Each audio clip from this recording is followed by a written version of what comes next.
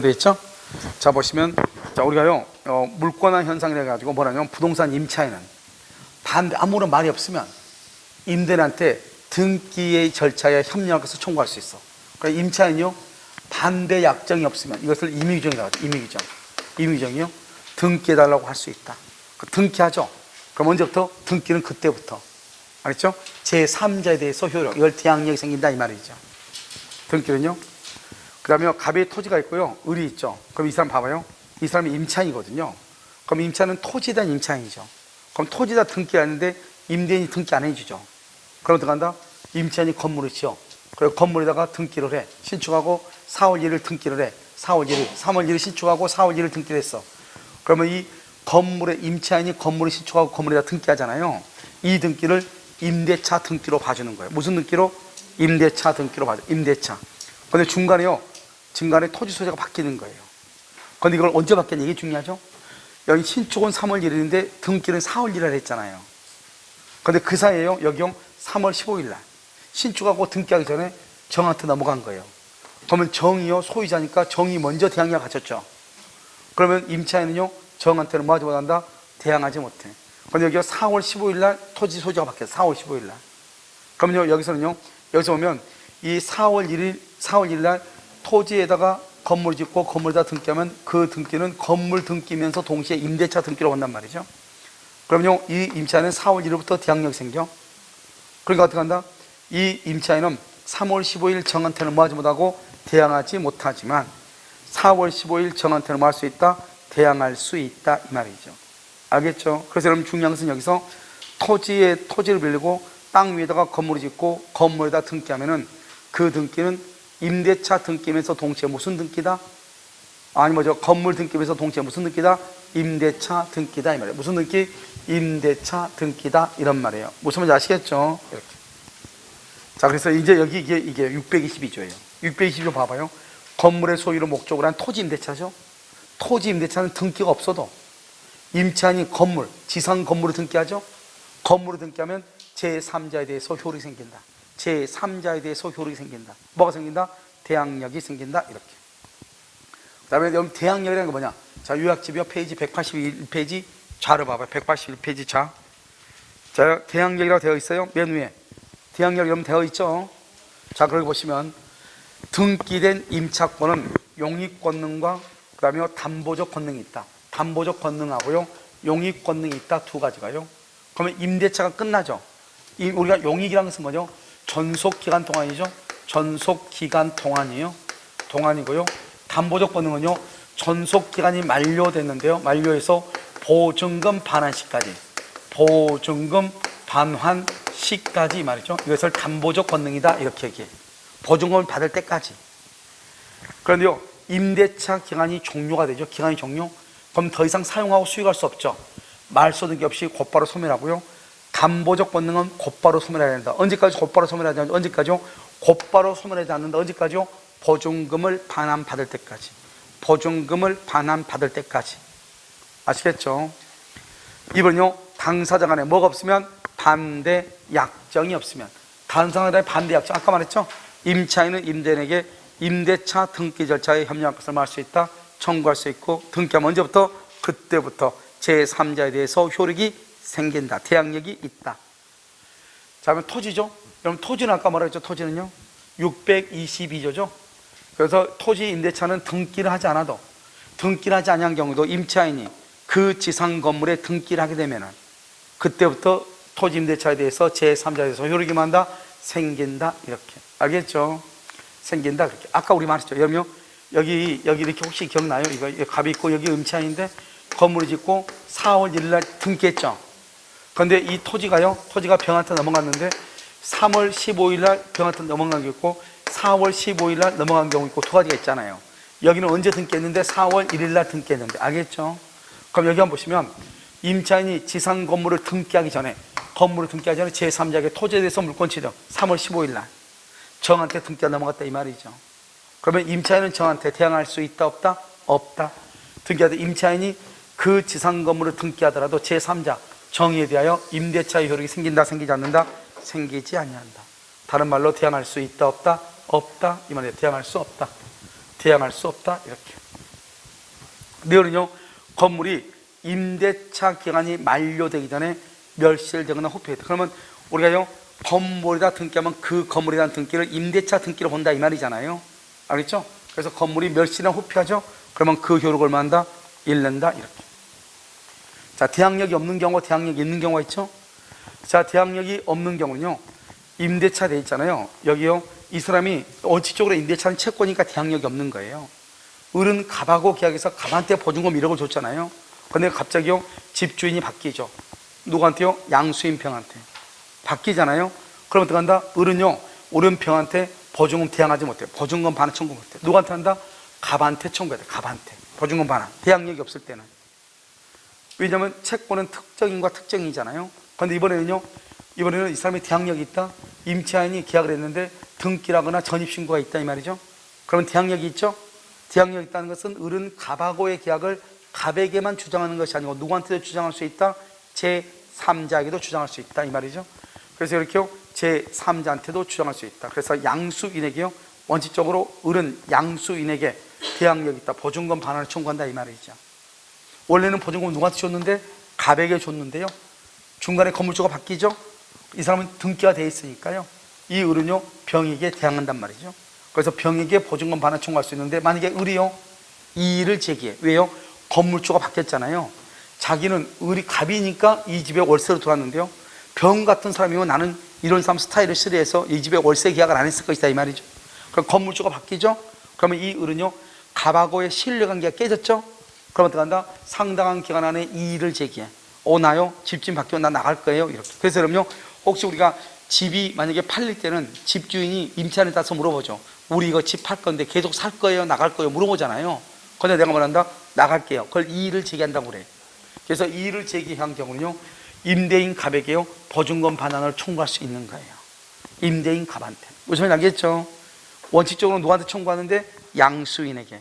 그런데 이의를 제기하면 누구한테? 임대인, 종전 임대인에게 청구한다. 그런데 아무 말이 없으면 누구한테? 임차인에게. 만약 양수인에게 청구한다. 원칙적으로. 그래서 임차인은 임차권에 대한 방해제 가설 청구할 수 있고, 등기만 있어도, 등기만 있잖아요.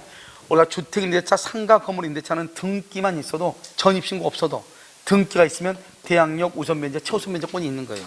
주택하고 상가 임대차는. 알겠죠? 자, 그다음에 보증금 반환 청구권이죠. 자, 보증금 봐봐요. 재밌는 말은 중간에 봐봐요. 10월 1일까지 계약했는데 중간에 존속 중이란 말이 중에 살고 있다가 이 사람이 월세를 2번 이상 안 낸 거예요. 알겠죠? 그럼 연체죠. 연체 존속 중에. 그럼 어떻게 한다?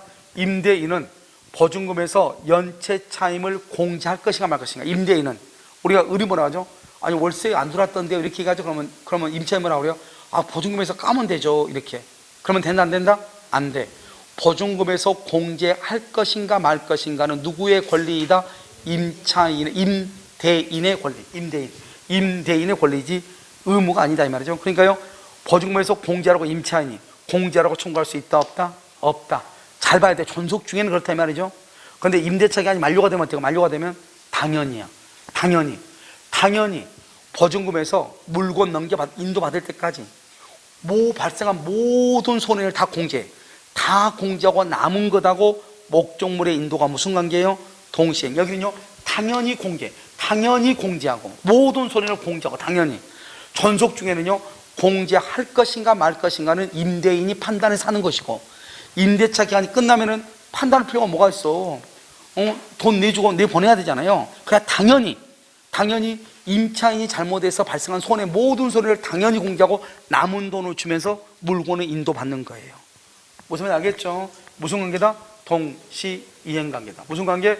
동시이행이다. 이렇게.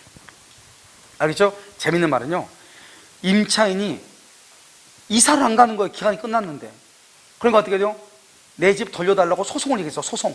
소송을 제기하다 보니까 소송 비용이 나올 거 아니에요. 그 비용도 보증금에서 공제할 수 있는 거예요. 소송 비용도 공제할 수 있다. 중요하죠? 아직 우리 시험에 안 나왔어. 다른 시험에 나왔는데. 그 다음에 이제 요약을 봐봐. 187페이지 요약. 지금 요약을 봤어요? 187페이지 맨 끝에 조금 이렇게 넘기다 보면요, 뒤에요 187페이지가 나올 거예요. 그거 보면 왼쪽에 보면 보증금이라고 나와 있나요? 187페이지 나와 있죠. 나와 있죠. 여기 지금 보죠. 여기 187. 자, 보증금 보셔요. 자, 보증금이란 지금 동영상 듣는 사람들 내가 자꾸 요약집이라고 하니까 요약집이 아니고요. 그림노트 187 요약집 나오냐고 자꾸 물어본대요. 알겠죠? 요약집이 아니고 그림노트. 알겠죠? 보증금이란 임차인의 채무를 담보하기 위해서 임차인 또는 제3자가 임대인에게 교부하는 금전 기타 유가물 요물계약이죠. 보증금 계약은 요물계약이면서 무슨 계약이다? 종된 계약이죠. 종된 계약. 알겠죠? 그 다음에 대항력이 없는 이다. 대항력이 없다. 그럼 보증금은 누구한테 청구한다? 보증금은요, 종전 임대인이 보증금을 부담하죠. 만약에 대항력이 있다 그러면 다르죠. 대항력이 있으면 원칙적으로 누구한테? 양수인에게. 양수인, 새로운 소유자가 누구죠? 양수인이죠. 새로운 소유자가 누구다? 양수인에게 청구하고요. 그런데 상당한 기간 안에 뭐를 하게 되면 이 일을 제기하면 이 일을 제기하면 누구한테요? 그때는 양도인, 종전 임대인에게 청구할 수 있다 이 말이죠. 그 다음에 여기요 4번 임대차가 존속 중이죠. 존속 중에 차임을 지급하지 않는다. 그러면 보증금에서 공제할 것인가 말 것인가는 누구의 권리이다? 임대인의 권리이다. 임차인은요 보증금에서 공제하라고 주장할 수 있다 없다? 없다. 그래서 이것은 임대인의 자유이므로 보증금으로 충당할 것을 항변할 수 있다 없다? 없다 이 말이에요. 임차인은. 아시겠죠? 임대차가 종료되기 전에는 연체 차임이 공제 등 별도의 의사표시 없이 보증금에서 당연히 공제되는 것은 아니다. 언제 당연히 공제한다? 여기서는요, 여기 봐봐. 존속 중이죠. 계약이 종료 전이란 말은 존속 중이란 말이죠. 존속 중이란 말은 임대인이 공제하면 공제되는 거예요. 당연히 공제되는 것은 아니죠. 그런데요, 존속기간이 지금 뭐가 됐죠? 만료가 됐죠. 만료. 존속기간이 임대차가 만료가 되죠. 만료가 되면 보증금 반환하고 목적물의 인도는 무슨 관계예요?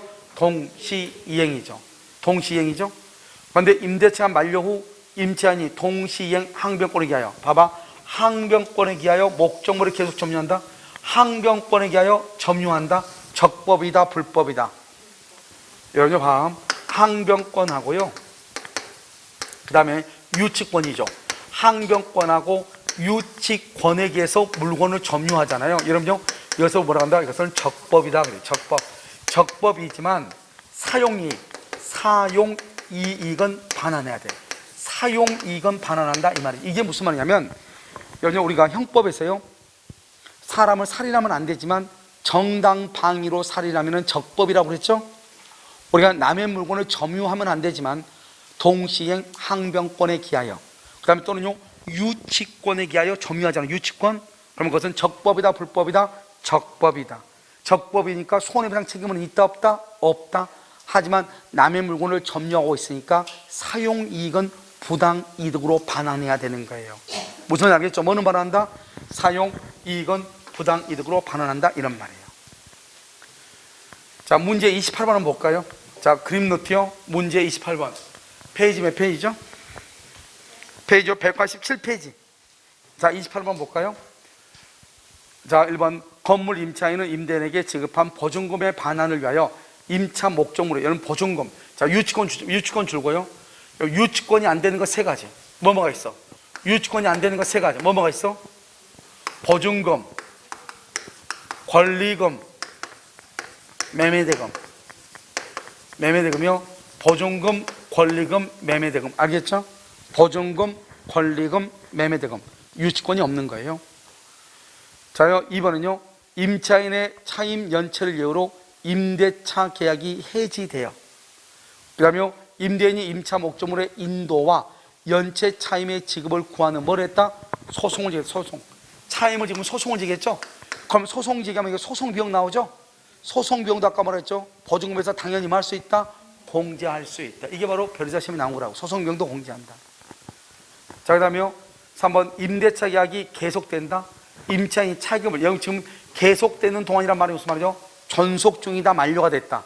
존속 중이다. 그러면 연체 차임을 당연히 공제된다. 뭐죠? 임대인의 권리이다. 임대인의 권리죠. 연체했죠? 임대인의 별도의 의사표시 없이 당연히 공제되는 것은 아니다. 알죠? 임대인의 권리이다. 그 다음에요.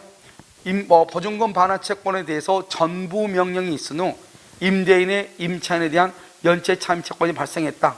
그러면 이건 이거예요. 봐봐. 여기 갑이 이렇게 있고 을이 있는데요. 을이 갑에게 보증금이요 1억을 줬고요. 월세가 100만 원인데요. 그러면 이 사람은요, 이 을은요 A한테 또 1억을 빌린 거예요. A한테요. 채권자죠. 채권자한테 1억을 빌린 거예요. 1억을 빌렸어. 그런데요, 이 을이 돈을 갚지 않으니까 이 사람이요 여기를요 이것을 뭐냐 압류를 딱 걸어요. 가압류를 딱 걸었다. 뭐 여기 전부 명령 다 똑같아. 추심 명령 전부 명령인데 압류든 가압류든 똑같아. 가압류를 딱 걸었어요. 언제 5월 1일이요. 그래 이 사람이 5월 1일부터 압류가 딱 들어오니까요 이 돈 이 사람이 다 가져갈 거 아니에요.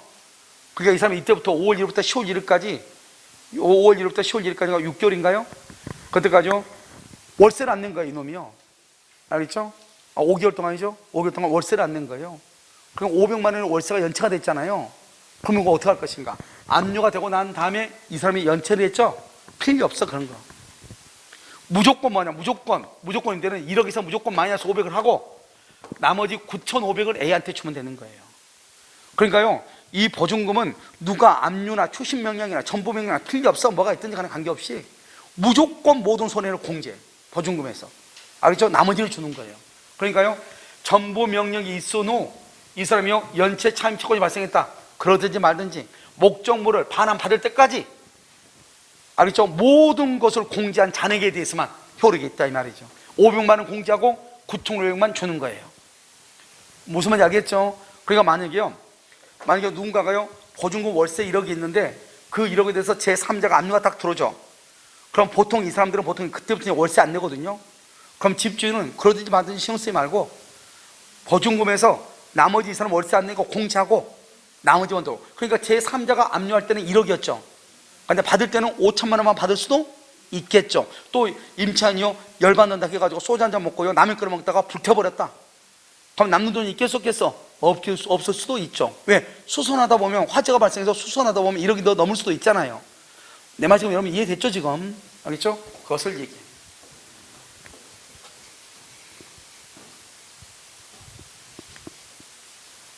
자, 그 다음에요 여기 임대차 보증금이 지급된 임대차 계약에서 차임 채권에 관하여 추심 명령이 송달됐다. 당해 임대차 계약이 종료되어 목적물이 뭐 할 때까지?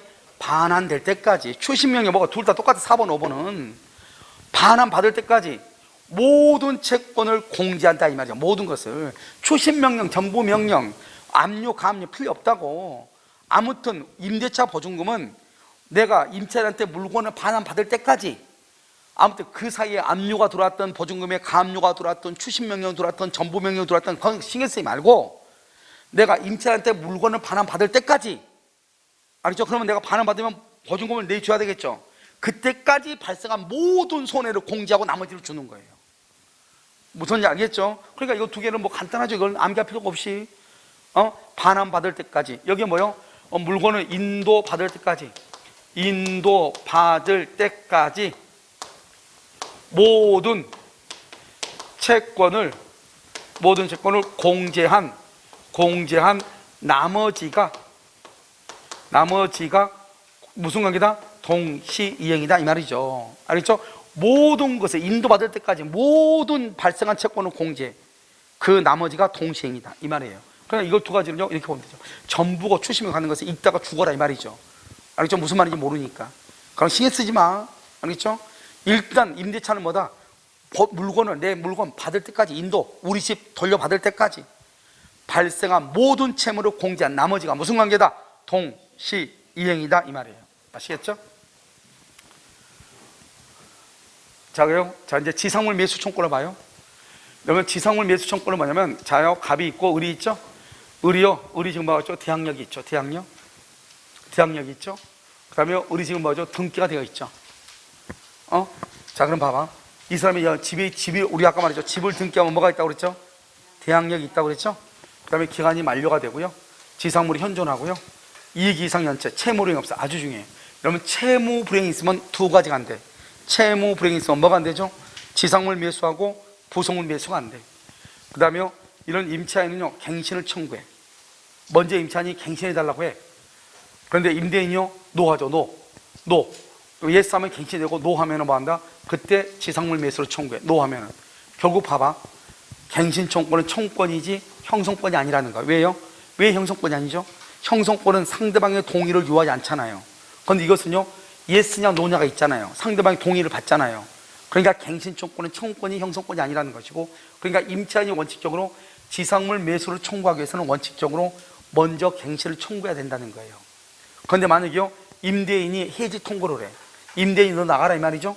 해지 통보를 하면 그때는 어떻게 해요? 그때는 갱신 해준다 안 해준다? 안 해준다 이 말이죠. 그때는요 즉시로 지상물 매수를 청구를 해. 이때 여러분요, 임차인이 대항력이 있잖아요. 이때 임차인은요, 임대차 만료 당시 지상물의 소유자인 임차인, 임대차 만료 당시 지상물의 소유자인 임차인이니까 임대차가 만료할 때 지상물을 제3자에게 처분했다. 임대차가 만료할 때 지상물을 제3자에게 처분했다. 그러면 이 사람은 지상물 매수로 청구를 못해. 임대차가 만료할 당시 지상물의 소유자인 임차인이 반드시, 그러니까 만료할 당시 지상 건물을 제3자에게 처분하면 임차인은 지상물 매수로 청구를 못하는 거예요. 알겠죠? 임대인에게 청구하고. 토지 소유자가 변경되죠? 갑자기 임대차가 기간이 끝났는데 토지 소유가 변경된 거예요. 그럼 뭐가 중요해요? 대항력이 중요하죠. 그러니까 이 건물에 대한 등기가 언제 됐냐가 중요하죠. 이 건물이요, 이 토지가 4월 1일 날 소유자가 정으로 변경됐는데 여기요 건물의 등기를 3월 15일 날 했다 이 말이죠. 그러면 대항력도 언제 있다? 3월 15일. 그러면 여기 을은 정한테 지상물 매수를 할 수 있다, 청구할 수 있다 이 말이죠. 알겠죠? 재미있는 바는요, 여기요 우리가 이제 지금 이 지문은 뭐냐면, 이 3번 지문은 아직 우리 시험에는 안 나왔는데요, 이게 이 갑이라는 사람이 을이라는 사람한테요 지상권을 준 거예요. 그때 이 지상권자가 병하고요, 이 사람한테 임차인 월세를 준 거예요. 그럼 지상권을 임대를 줄 수 있거든요. 이 월세를 준 거예요. 그래서 이 병이 여기다가 건물을 지은 거예요. 기간이 끝나고 나서 갑이 월세를 준 게 아니죠. 토지 소유자가. 누가 월세를 준 거죠? 지상권자가 줬잖아요. 월세를 주지 않는 갑한테요, 이 건물 사러 가면 돼, 안 돼? 안 된다 이 말이에요. 그래서 여기 보면 제3자가 임대차 계약의 당사자로서 토지를 임대했다. 임대인이 아닌 토지 소유자. 임대인은 누구죠? 지상권자죠. 임대인이 아닌 토지 소유자가 직접 지상물 매수 청구권의 상대방이 될 수는 있다 없다? 없다. 알겠죠? 약간 길어서요 우리 시험에 나올 가능성이 약간 없어 보이기도 해요. 알겠죠? 다른 자격시험 이외. 자, 갑이 을에게 철거 소송을 제기해서 승소했어. 갑이 을한테 건물 철거하라고 해서 갑이 승소했어. 그럼 을은 이제 철거해야 되겠죠. 그건 아직 철거 전이야. 철거 전이면 그러면 임차인은 매수 청구할 수 있어. 그러면요, 저 건물을 매수하러 가면 갑한테는 이익이에요. 손해. 땅 주인은 손해죠. 엉뚱한 건물 사야 되니까. 그런데요, 우리 임대차는 지상권 임차인을 보호하기 위한 법이기 때문에요, 아무리 갑이 을을 상대로 철거 소송을 제기해가지고 승소를 했다 할지라도 건물이 철거되기 전이다. 철거되기 전이면 무조건 매수를 할 수 있다, 청구할 수 있다 이 말이죠. 그러면 전차인의 임대청구권과 매수청구는 적법이란 말은 동의 있는 전대차. 좀 이따 이거 나와요. 동의 있는 전대차에서는 가능하다. 뭐라고? 동의 있는 전대차에서 가능하다 이렇게. 자, 그러면 지상물 매수청구권이죠. 여러분, 지상물 매수청구권은요, 우리가 첫 번째 지상물은 미등기 무허가 건물도 인정이 돼. 미등기 무허가. 두 번째, 임대인의 동의를 얻어 신축했냐 따지잖아. 여러분, 임대인의 동의를 얻어 이렇게 하려면 임대인의 동의를 얻어, 이것은요 부속물 매수 청구권에서는 동의인데 여기서는 불문해. 알겠죠? 미등기 무허가 건물. 여러분, 미등기 무허가 건물이 되는 것 세 가지. 뭐가 있어요? 지상물 매수 청구권, 주택 임대차 보호법, 법정 지상권,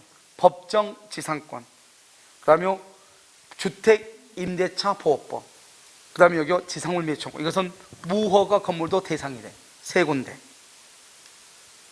그 다음에 임대인에게 소용이 있냐 없냐, 경제적으로 가치가 있냐 없냐 안 따져. 더 중요한 것은 이거 1번하고 4번이 중요한데요, 제3자 소유 토지에 걸쳐서 돼 있다. 무슨 말이냐?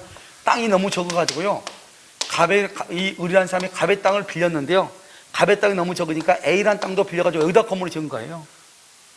그러고 나서 갑한테요 갱신을 좀 해달라고 했더니 갑이요 싫다는 거예요. 그럼 원래는 지상물 매수 청구해야 되잖아요. 그런데 이 건물이 남의 땅에 걸쳐서 있잖아요. 그것을 이 사람한테 다 살아가면 안 되지. 내 땅 위에 있는 부분만 사야 될 거 아니에요, 이거. 그러니까요, 여기요 전부를 매수하라고 그러면 된다 안 된다? 안 된다. 이 말이 중요해. 다른 사람 토지 왜 건축됐죠?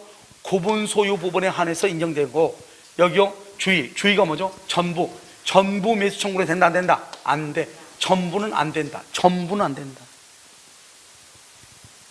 알겠죠? 그 다음에 매수죠.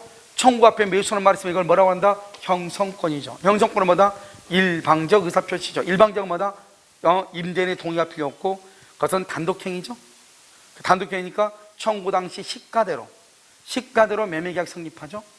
이때 이 시가에는 신축비용, 철거비용, 영업이, 권리금이죠. 이런 것은 포함하지 않고요. 근저당권의 피담보 채권을 매매되면서 공개할 필요가 없다. 이 무슨 말이냐? 이런 봐봐. 우리가 매매계약할 때 어떻게 하죠? 매매계약할 때요. 이 갑하고요, 만약에 을하고 계약을 해. 이 건물이 1억이에요. 그런데요, 여기 건물에요, 만약에 A가요 저당권 있어. 근장이 있는데 이게요 3천짜리 근장이 있다 이 말이죠. 그럼 이 건물이 1억짜리야. 그럼 갑하고 을하고 매매대금을 정할 때 얼마짜리예요? 7천이에요? 1억이에요? 이게 중요해. 건물 가격이 7천이냐고 1억이냐고. 저당권 있어요. 여기 저당권. 그럼 이 건물이 7천짜리예요? 1억짜리예요? 1억짜리죠. 그러니까 어떻게 한다? 을은 갑한테 대금으로 얼마를 줘야 돼요? 1억을 주면서 등기를 받아와야 돼. 근데 이 집의 등기에 지금요 뭐가 붙어있죠? 껌딱지가 붙어있죠. 근저당권이. 그러면 갑은 을한테요 등기만 해주면 안 되지. 뭘 해야 돼? 껌딱지 떼고 줘야지. 껌딱지 떼고 줘야지. 무슨 말인지 알겠죠? 이 껌딱지를 떼고 줘야 된다 이 말이에요. 그럼 이해됐나요? 그래서 껌딱지를 떼고 줘야 된다. 됐죠 지금? 이해되셨나요? 알겠죠? 그래서 이거 좀, 이 껌딱지를 떼는 것은 누가 떼는 것이다? 갑이 떼는 거죠. 갑이. 그러니까 건물에 근저당권이 있어도 우리는 매매계약 할 수 있어요? 없어요? 있죠. 여러분요, 우리 집 매매계약하면 다 그 집에 다 저당권 있어 없어? 있죠. 있어도 다 매매계약 하잖아요. 근데 내가 이 집에 원래 10억짜리인데 그 집에 저당권이 3억이 있어. 그렇다고 해서 그 집이 7억짜리가 되는 것은 아니잖아요. 원래 얼마짜리예요? 10억짜리죠. 3억을 갚고 말소를 해야 될 것은 매도인이 하면 되는 거죠. 그러니까 내가 매매대금 주면은 자기가 그 돈 받아가지고 은행 가서 갚고 등기 말소하면 되는 거잖아요. 그러니까 만약에 건물에 저당권이나 근저당권이 있다고 해가지고 채권을 매매대금에서 공제할 필요는 있다 없다? 없다. 이런 말이에요. 아시겠죠? 자, 그 다음에요, 이러면요, 지상물 매수대금이죠? 유치권이 된다, 안 된다? 자, 유치권이 안 되는 거 세 가지. 뭐가 있어? 유치권이 안 되는 거 세 가지. 보증금, 이러면요, 보증금, 권리금, 매매대금이라니까요. 매매대금은 네 가지. 뭐가 있어? 무속물 매수대금, 또 그 다음에 뭐요? 지상물 매수대금. 여기 지상물 매수대금이죠? 매매대금이잖아요. 자재 납품대금. 또 오케이 계약 명의 신탁에서 알죠? 신탁자가 수탁자에게 행사하는 매매대금 상당의 부당이득 발환청구. 네 가지. 그러니까 부속물 매수대금, 지상물 매수대금, 자재 납품대금, 자재대금이죠. 그 다음에 계약 명의 신탁. 이 네 가지는 매매대금에 속하죠. 유치권이 안 되는 거예요. 그러니까 우리가요, 만약에 이제 임차인이 그러죠. 야, 기간 연장해줘. 했더니 임대인이 싫어. 그래. 그럼 너 이 집 사. 이렇게. 이해됐죠? 그것을 우리는 뭐란다? 지상물 매수 청구. 그러면 지상물 매수 청구하면 현재 청구 당시 시가대로 매매계약이 성립하거든요. 시가대로 매매계약이 성립해요. 알겠죠? 그럼 그 매매대금에 대해서는 뭐다? 유치권이 된다, 안 된다? 안 된다. 이 말란 말이에요. 이해되셨죠? 알겠죠? 안 된다. 이렇게.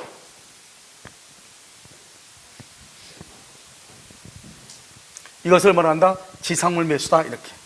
알겠죠? 이 지상물 매수 하나만 하면은 뭐 다 끝이죠. 뭐. 할 게 뭐 있어요? 없죠. 됐죠? 자, 그 다음에요. 여기요.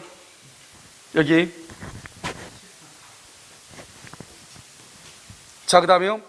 우리가 이것은 뭐냐면, 지상물 매수 청구는 뭐냐면, 이것은 강행 규정이에요. 지상물 매수 청구는 강행 규정이라고요. 그러니까 여러분이 어떻게 하면, 지상권 설정 당시, 우리 보통 봐봐. 여러분요, 남의 땅에다가 건물을 짓는다고 하면 땅 주인이 좋아한다, 싫어한다? 싫어하죠. 그러니까 뭘 한다? 건물을 짓는 사람이 뭐라 하냐면, 살짝 거짓말하죠. 거짓하지 말라고. 내가 20년만 연장해주면, 내가 20년 안에 건물 짓고, 반드시 이 건물 뭐 하겠다? 철거하겠다. 내가 이거 당신한테 포기할게. 당신한테 양도할게. 이렇게. 그러면 땅 주인 봤을 때요, 이런 건물 지어놓고 20년 있으면 내 것이 되니까 좋아요, 나빠요? 좋죠. 그렇게 합시다 했단 말이죠. 그래도 지상물 매수로 청구할 수 있는 거예요. 왜요? 임차인한테 그것은 유리해요, 포기하면 유리해, 불리해? 불리하죠. 임차인한테 불리하면 유효이다, 무효이다? 무효이다. 그래서 안 되는 거예요. 우리가 아까 말했죠. 우리의 임대차에 관한 규정은 다 누구를 보호하기 위한 규정이죠? 오케이, 임차인을 보호하기 위한 규정이죠. 임차인을 보호하죠. 임차인한테 불리하면 무조건 무효인 것이에요. 뭐 빼고? 임의 규정 빼고. 대표적인 임의 규정이 뭐다? 비용상환청권, 필요비 상환청권, 유익비 상환청권, 임차권의 양도나 전대 시 임대인의 동의. 기본적으로 이 네 가지. 알죠? 물론 한 몇 가지가 있긴 있는데 중요하지 않으니까. 그것 빼고 대부분 다 무슨 규정이다? 강행 규정이죠. 그러니까 포기하면 된다, 안 된다? 안 되죠. 그러니까 그것은 무효가 돼요. 약정은 무효가 된다. 따라서 여기 봐봐. 여기 임대인과 임차인 봐봐. 합의로 임차인이요, 임대인하고 합의로 계약을 해약하고 건물을 철거한다고 했어.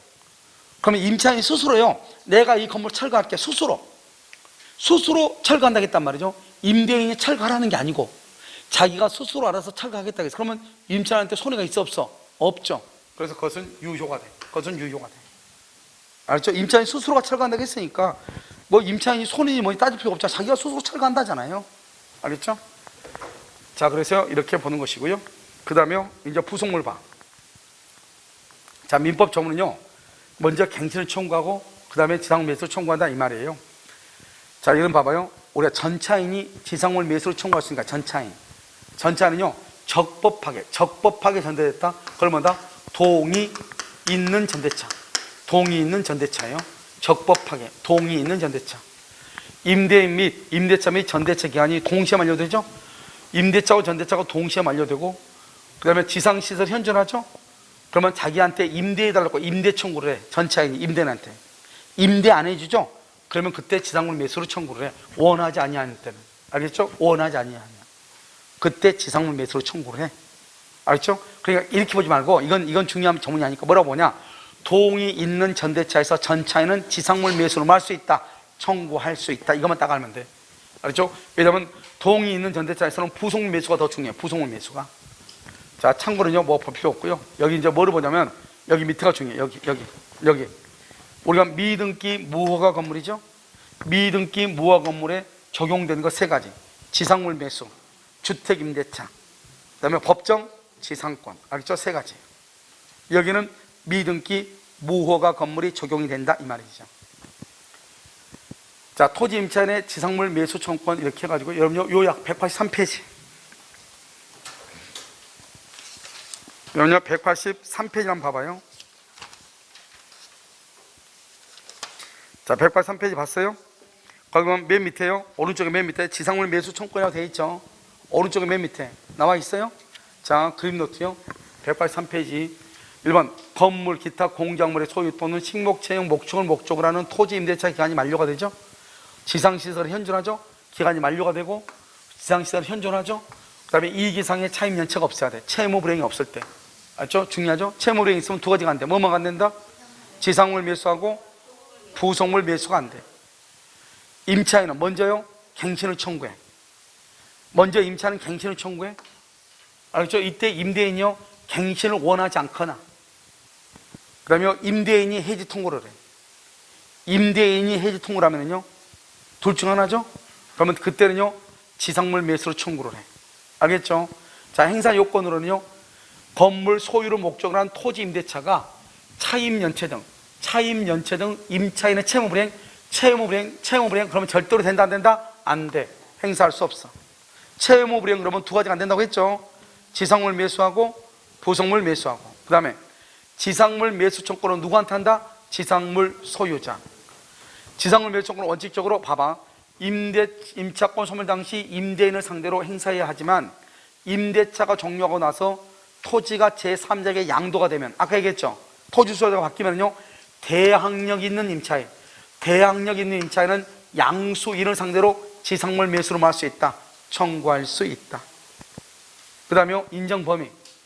여러분 인정 범위는요 우리가 이건 별로 중요하지 않죠. 경제적 가치가 있냐 없냐, 임대인에게 소용이 있냐 없냐는 행사 요건이 아니고 반드시 임대차 계약 체결 당시 기존 건물이거나 임대인의 동의, 이러면 임대인의 동의가 있어야 되는 것은 어디다? 부속물 매수청구. 부속물, 지상물이 아니에요. 임대인의 동의는 부속물, 신축한 것에 한정되지 않는다.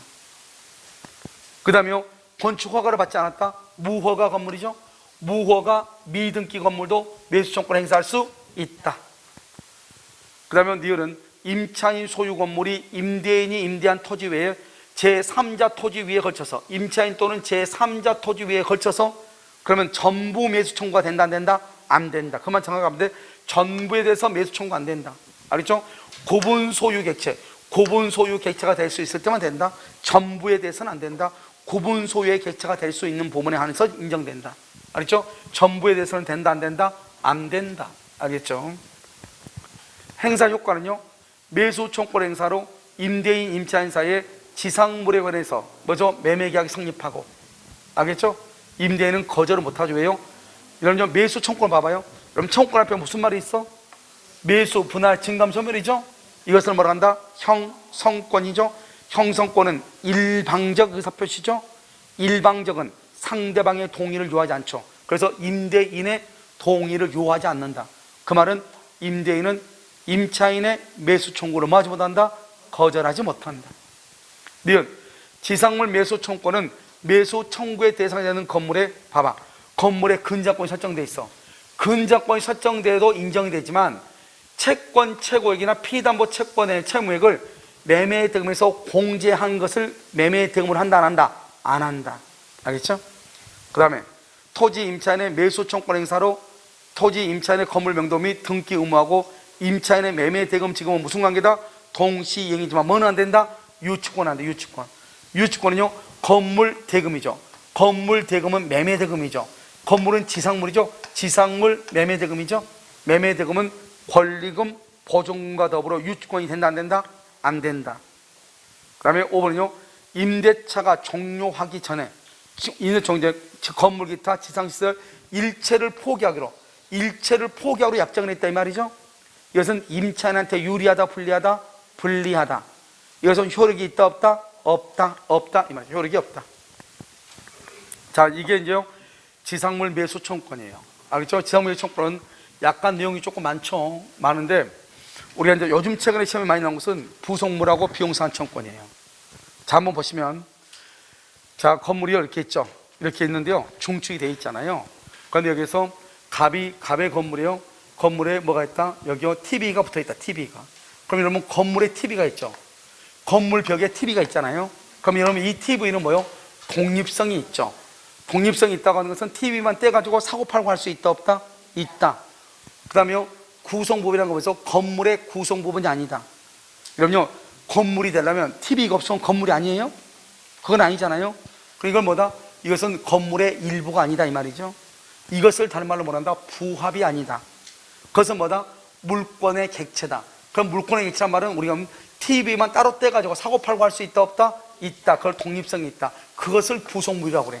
그러니까 부속물은 항상 여러분요 부속물 그러면 무조건 보지 말고 부속물은 독립성이 있다. 그러면 항상 봐봐. 내 팔을 봐봐.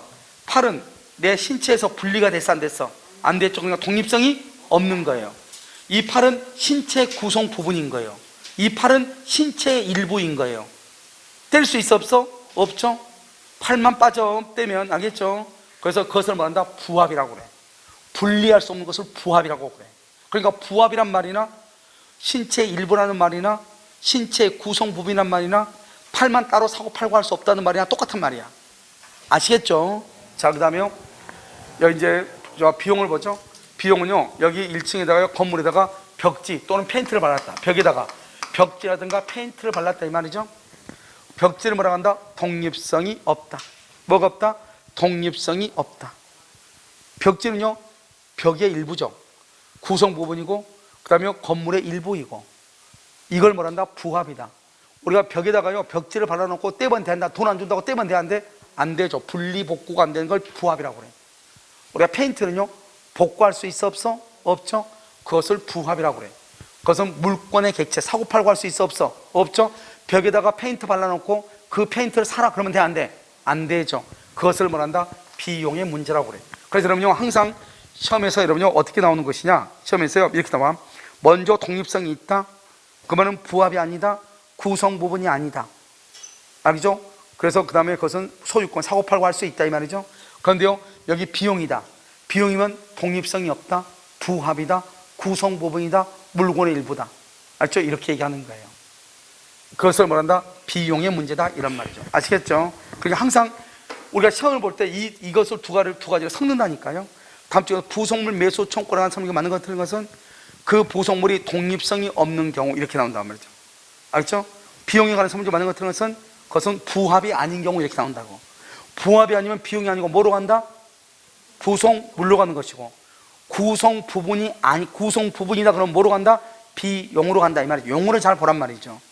알겠죠? 그래서 그것을 보시고요. 그럼 만약에 이렇게 보시면 돼. 여러분요, 여자분들 그 힐 신죠? 그건 힐이 끊어졌어. 그럼 구두 수선하는 데서 구두 수선하죠.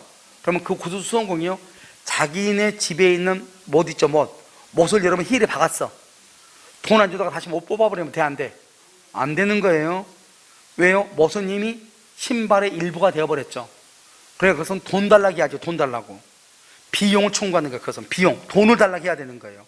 여러분요, 핸드폰이 망가졌죠. 그럼 핸드폰을 수리하도록 하죠. 그러면 수리하면 거기서요, 부속 부분을 핸드폰에 끼워 넣었죠. 그러면 그 부속 부분은 핸드폰의 일부가 된 거예요. 핸드폰의 일부가 됐으니까, 그러니까 핸드폰이 돌아갈 거 아니에요. 그걸 뽑아버리면 또 핸드폰이 망가지는 거잖아요. 뽑으면 된다 안 된다? 안 돼. 나한테 뭐를 달라고 한다? 비용을 청구하는 거예요. 여러분 이해되셨죠 지금? 자, 볼까요? 이제 자, 부속물은요, 여기서 이제 여기 독립성이 있고, 구성 부분이 아니고, 일부가 아니고, 부합이 아니고, 물권의 객체이죠. 이것은 우리 부속물이죠. 자, 봐봐. 여러분 부속이라는 것은, 부속하고 봐봐. 여러분요, 우리는 토지 위에 토지에 정착하죠. 정착. 토지의 정착물로는 뭐가 있죠? 건물이라든가 또는 뭐가 있어요? 수목 같은 것이 있죠. 토지에 움직이지 않는 거, 그건 정착한다고 그래. 그런데 우리가 토지에다가 부속한단 말 하잖아. 부속은 어디에다 부속한다? 건물, 기타, 공작물, 이렇게 건물에다 저기 부속을 시켰다고 얘기하는 거예요. 알겠죠? 그래서 건물, 기타, 공작물, 토지는 안 돼. 두 번째요, 반드시 임대차가 종료가 돼야 돼. 아까 우리가요, 지상물은 존속기간이 만료가 돼야 돼. 이것은 뭐가 된다? 부속물은 종료가 돼야 돼. 그 다음에 임대인의 동의 또는요, 임대인으로부터 매수해야 돼. 이게 무슨 말이냐? 봐봐. 아주 중요해. 우리가 아까 뭐라 했냐면, 지상물 매수에서는 임대인의 동의란 말이 있었어, 없었어? 없었죠. 그런데 여기는 반드시 임대인의 동의를 얻어서 이렇게 설치를 해야 돼. 설치할 때는 반드시. 그러면 임대인한테 매수를 해야 돼. 다른 사람한테 매수하면 안 돼, 원칙적으로. 이랬을 때만 부속물이다. 채무 불이행이 없어야 돼. 채무 불이행이 있으면 두 가지가 안 된다. 뭐뭐 안 된다? 지상물 매수, 부속물 매수가 안 된다. 지상물 매수, 부속물 매수가 안 된다 이 말이죠. 이런 요건을 갖추면은 부속물 매수를 청구해. 이것은 형성권이고, 청구 당시 시가대로 매매계약 성립에, 시가가 뭐다? 부속물 매수 대금이죠. 자, 매수 대금은 대금하고 등기는 무슨 관계다? 동시. 대금하고 인도는 무슨 관계다? 동시 이행이죠. 그런데 매매 대금은 뭐가 안 된다? 유치권이 안 된다. 유치권이 안 되는 거 세 가지 또 나오죠. 권리금, 보증금, 매매대금. 매매대금 네 가지가 안 된다. 지상물 매수대금, 부속물 매수대금, 그 다음에 또 뭐가 있다? 자재 납품대금, 마지막으로 뭐가 있다? 계약 명의 신탁. 이 네 가지가 안 된다. 그래서 부속물 매수대금은 동시행이지만 유치권은 안 된다. 이해됐죠? 자, 강행 규정이고 원칙적으로 포기할 수 없어. 그런데 봐봐요, 임차인한테 유리하면 포기해. 그래서요, 차임을 현저히 저렴하게 해준다. 그 말 무슨 말이냐? 우리가 원래 계약을요 1년만 해줄 건데 5년을 해줘. 5년 해주고, 보증금이 1억이요 월세를 한 150을 받아야 되는데, 보증금을요 3천으로 낮춰주고, 3천으로 월세를 70만 원만 받아. 80만 원 공제. 그럼 한 달에 80만 원이니까 1년이면 800만 원, 900만 원 정도 되잖아요. 알겠죠? 5년이면 5, 9, 45, 4,500만 원 정도 이익이잖아요. 대신에 너가 하고 날 때 이런 거 설치하고 나한테 살아가지 말고 그대로 놓고 나가라는 거예요. 그럼 이거 뭐 설치하는데 비용 얼마나 든다고? 그것도 5년 뒤에는 똥값일 거 아니에요. 그러면 내 입장에서는요, 그렇게 하고 싶어, 안 하고 싶어? 하고 싶죠. 그러니까 임차인 입장에서는 유리하다, 불리하다? 유리하죠. 그러면 내가 알았어요, 내가 5년 뒤에 이거 포기하고 갈게요. 그래도 괜찮다는 거죠. 원래는 된다, 안 된다? 안 되지만 임차인한테 뭐 하면 된다? 유리. 아까 우리 말했죠, 편면적 강행 규정은 임차인한테 유리하면 유효, 임차인한테 분리하면 무효 이렇게 얘기했잖아요. 그것을 얘기하는 거예요. 아시겠죠? 그래서 유리하면 유효이다 이렇게 얘기를 해. 그럼 이해되셨나요? 알겠죠? 이렇게요. 자, 그 다음에요. 자, 민법 조문을 보시면 부속물은요, 건물, 기타, 공작물이죠. 뭐는 없어요 지금? 뭐가 없어? 토지 없죠. 자, 임차인이 사용수의 편익에 의해서 임대인의 동의를 얻어서 부속이 하죠. 반드시 종료시죠. 또는 임대인한테 매수했어. 임대인한테 매수했어. 그것을 부속물이라고 하고, 이때 부속물 매수는요, 뭐가 없어야 돼요? 채무 불이행이 없어야 돼. 뭐가 없어야 돼? 채무 불이행이 없어야 돼. 채무 불이행이 없어야 된다. 무슨 말인지 알겠죠? 이렇게. 재밌는 거 이거 전대차예요. 봐봐. 여기서 우리 시험에 한번 나왔단 말이죠. 전대차는요, 갑이 있고 을하고 임대차죠. 을하고 병하고 전대차죠. 이렇게 전대차죠. 그렇잖아요. 그런데 잘 봐. 갑하고 을하고 병하고 이렇게 했죠. 자, 그런데요, 이건 갑, 임대인, 임차인, 전차인이죠. 여기서요, 이 전차인이 동의가 있어요. 동의는 여기서 보면, 여기 보면 적법하게 전달로 되어 있죠. 동의 있는 전대차에서 이때 이 전차인은요, 임대인의, 여기 임대인이죠. 임대인의 동의를 얻어서 부속을 했거나 임대인한테 매수를 했거나 이렇게, 또는요, 임대인의 동의를 얻어서 임차인한테 매수를 했거나 이렇게, 임대인의 동의를 얻어서 임차인한테 매수했거나. 알겠죠? 그러니까 아무튼 매수는 임차인한테도 매수할 수 있죠. 그런데 부속을 시킬 때는 임차인의 동의를 얻어서 부속하면 안 돼. 부속은 오로지 누구의 동의? 임대인의 동의. 임대인의 동의를 얻어서. 알겠죠? 부속은 오로지 누구를 위해서? 임대인의 동의.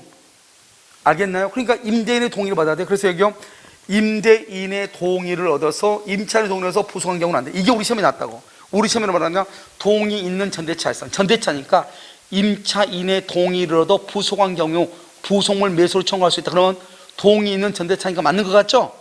부속은 오로지 누구의 동의다? 임대인의 동의. 임대인의 동의다. 그래서 임대차가 종료할 때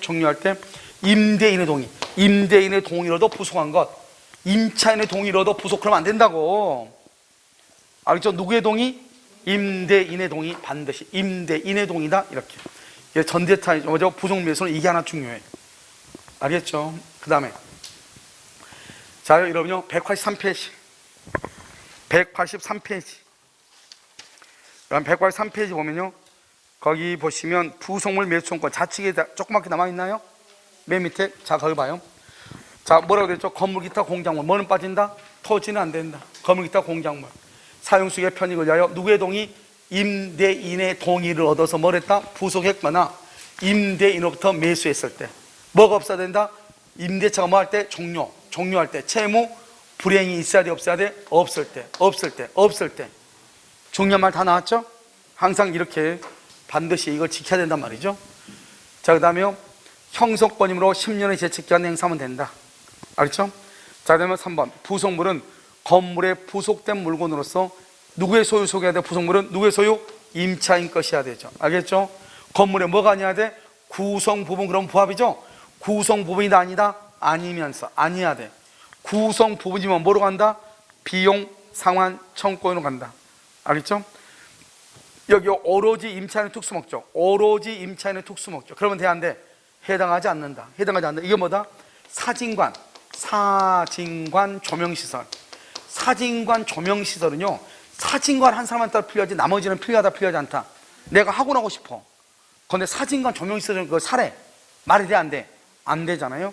알겠죠? 그래서 사진관 조명시설 이런 것은 안 된다. 오직 그 사람한테만 해당하고 다른 사람한테는 쓸 수가 없는 거잖아요. 알죠? 이런 것은 안 된다, 이런 말이에요. 그래서 오로지 임차인의 특수목적. 된다, 안 된다? 안 된다. 그 다음에 행사 효과. 부속물 매수 청구권이 행사되면 임차인의 임차물 반환 의무와 대금 지급 의무는 무슨 관계다? 동시이행이다. 는 부속물 매수 대금 청구권에 기한 건물, 공작물은 부속물 매수 대금. 여기요, 매수 대금 청구권에 기한 건물, 기타, 공작물에 이렇게 하는 공작물의 유치권은 된다, 안 된다? 안 되죠. 그럼 부속물 매수 대금은 매매 대금이죠? 매매 대금은 유치권이 된다, 안 된다? 안 된다 이 말이죠. 여러분요, 우리가 일시사용이라고 하는 것이 있는데, 여러분 일시사용은 뭐죠? 모텔에 들어가서 며칠 잠자는 거죠. 출장 가가지고 며칠 자는 거. 이런 경우는요, 부속물 매수가 인정되지 않아요. 여러분 며칠 자기 위해서 임대인의 동의를 얻어서 뭐죠? 에어컨을 설치한다. 알겠죠? 말이 안 돼. 안 되죠? 그래서 일시사용은 인정되지 않아요. 이거 시험에, 우리 시험에 두 번이나 나왔죠? 자, 임차인의 지위가 적법하게 전전승계가 되죠. 그럼 부속물은 여러분요, 부속은 오로지 누구의 동의만 받아야 된다고 그랬어? 임대인의 동의. 임차인은 종전 임차인이 누구죠? 지금 현재 임차인 누구죠? 전차인이죠? 종전 임차인은 임차인이죠? 임대인의 동의를 얻어 설치한 부속물에 대해서 부속 매수 청구를 할 수 있다. 행사할 수 있다. 알겠죠? 반드시 누구의 동의를 받아야 돼? 임대인의 동의. 자, 그럼 요약 183페이지요. 183페이지 우측에 있나 봐요. 맞아? 5번. 맞아요? 자, 5번. 토지 임차인의 지상물 매수 청구권은 임대차 기간이 만료한 경우에 인정되지만 임차인의 부속물은 언제? 지상물은 언제? 기간이 만료할 때. 부속물은 언제? 종료 시에. 여러분 종료하고 만료하고 차이가 뭐예요? 여기 봐봐, 여기. 자, 임대차가 종료는요, 기간이 만료하거나 합의로 해지하거나 소멸, 청구를 하거나 소멸, 통고를 하거나 이런 경우에요, 종료가 되는 거예요. 그러니까요, 종료보다는 종료가 더 넓은 개념이죠? 그럼 봐봐, 이건 안 돼, 이거. 봐봐. 종료는 만료다 그러면 안 되죠? 근데 만료하게 되면 임대차는 뭐가 돼? 종료되죠. 알겠죠? 이렇게. 그 다음에 임차인의 부속물 매수 청구는 강행 규정이죠? 임차인한테 불리한 것은 효력이 없죠? 그럼 봐봐. 임대차 계약을 체결하면서 아무런 대가 없이 부속물 매수 청구는 포기한다. 그것은 무조건 무효가 돼. 아까는 뭐라 했죠? 차임을 현저하게 저렴하게 해주고, 그때 부속물 매수 청구를 포기하는 것은 유효이죠? 알겠죠? 그런데 여기는요, 아무 대가 없이 부속물 매수 청구를 일체 행사하지 않기로 했다. 그것은 유효이다, 무효이다? 무효이다. 알겠죠? 7번. 차임이 시가보다 파격적으로 저렴하다. 차임이 시가보다 파격적으로 저렴하다 이 말이죠. 부속물 매수 청구를 포기하기로 하는 약정은 그것은 뭐로 할 수가 없다? 무효라고 볼 수가 없다. 파격적으로 저렴하다는 말의 뜻이 뭐예요? 누구한테 유리하다? 파격적으로 저렴하다 이 말은 뭐예요? 임차인에게 뭐를 하다? 유리하다 이 말이죠. 유리하다. 이것은 뭐 할 수 있다? 포기해도 그것은 무효라고 할 수 없다. 유효다 이 말이죠. 자, 그다음에 문제 한번 봐봐요. 문제. 자, 부속물 매수 청구권 돼 있죠? 자, 22번 문제를 봐봐. 페이지가 184페이지인가 봐요. 지금 그에 부속물 매수 청구가 있죠? 자, 비용상환 청구권 바로 밑에 22번. 자, 일시사용. 아까 말했죠? 일시사용은 된다, 안 된다? 안 된다. 2번. 임대차 계약이 임차인의 채무불이행 줄고, 채무불이행 그러면 부속물 매수 청구권은 인정된다, 인정되지 않는다? 인정되지 않는다.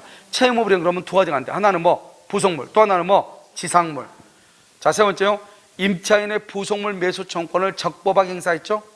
그럼 매도대금 줄고, 매도대금을 지급할 때까지 부속물의 인도를 거절할 수 있다. 거기 줄고 봐. 이것을 동시이행 항변권 행사 이 말이죠. 동시이행 항변권 행사. 옆줄 긋고. 근데 뭐는 안 된다? 뭐는 안 된다? 오케이. 유치권 X. 유치권은 안 된다 이 말이죠. 뭐는 되는데? 동시이행 항변권은 되는데. 4번. 오로지 임차인의 특수목적 줄고, 여러분 오로지 임차인의 특수목적은 뭐라 한다? 사진관 조명시설이죠. 그래서 그것은 사진사만 쓸 수 있는 거지 다른 사람은 쓸 수 있어 없어? 없죠. 알겠죠? 오로지 임차인의 특수목적. 부속물 매수 청구권의 대상이 되지 않는다. 5번. 건물 임차인이 자신의 비용으로 중축한 부분을 줄고, 중축한 부분 줄고, 판례가 뭐라고 했냐? 중축한 부분은 판례가 뭐라고 얘기했냐? 그럼 중축한 부분이라고 되겠죠? 자, 그래서 썸. 특별한 사정이 없으면 독립성이 없다. 독립성이 없다. 그럼 독립성이 없다는 말이 무슨 말이죠? 구성 부분이다. 그럼 구성 부분이란 말이 무슨 말이죠? 부합이다. 부합. 부합이면 무슨 문제다? 비용의 문제이다. 이렇게. 비용의 문제. 독립성이 없다. 구성 부분이다.